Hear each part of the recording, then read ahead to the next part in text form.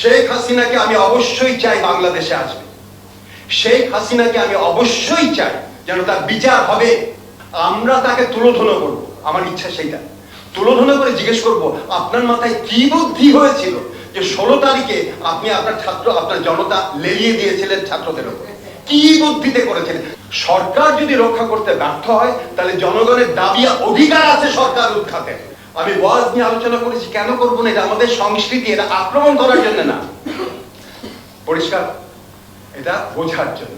তো এইখানে যেটা বলেছি সেটা হচ্ছে যে আমরা কালকে সংলাপের কথা বলছিলাম, এই সংলাপ নিয়ে অনেক কথা বলেছি।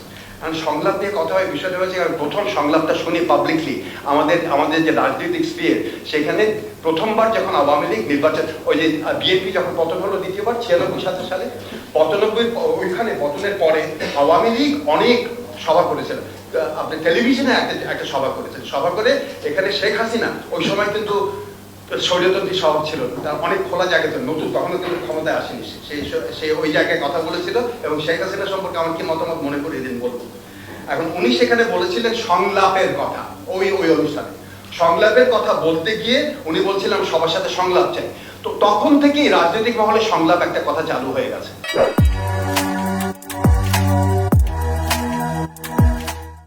সংলাপ মানে কি? সবার সাথে সবার আলোচনা, মত বিনিময়। সংলাপ বলতে কি বুঝি আমি একটু বলি আপনাকে। আমি সংলাপ শব্দটা ব্যবহার করি পাওলো ফ্রেইরে থেকে নিয়ে। আপনারা যদি কেউ পেডাগজি অফ দ্য অপ্রেসড বইটা পড়ে থাকেন বা একটু দেখবেন পাওলো ফ্রেইরে কি বলছে এখানে।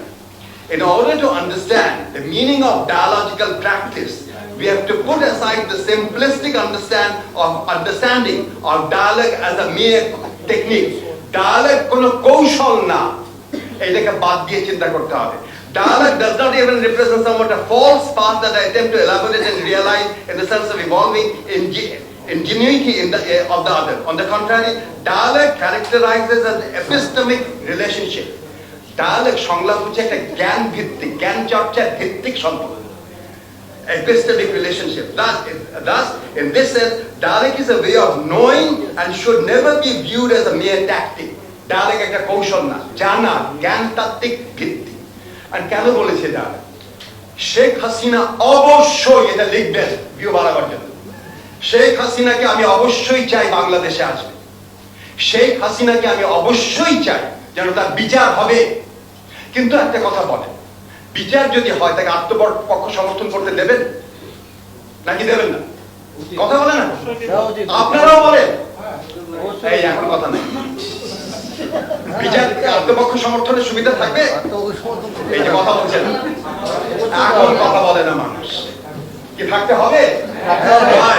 ওই বিচার আত্মপক্ষ থাকবার নাইলে বিচার হবে না, ঠিক? ওইখানে যদি আত্মপক্ষ সমর্থনের সুবিধা থাকে, সে যদি আত্মপক্ষ সমর্থন আদালতে করতে পারে, বাইরে না কেন, আমাদের সামনে না কেন?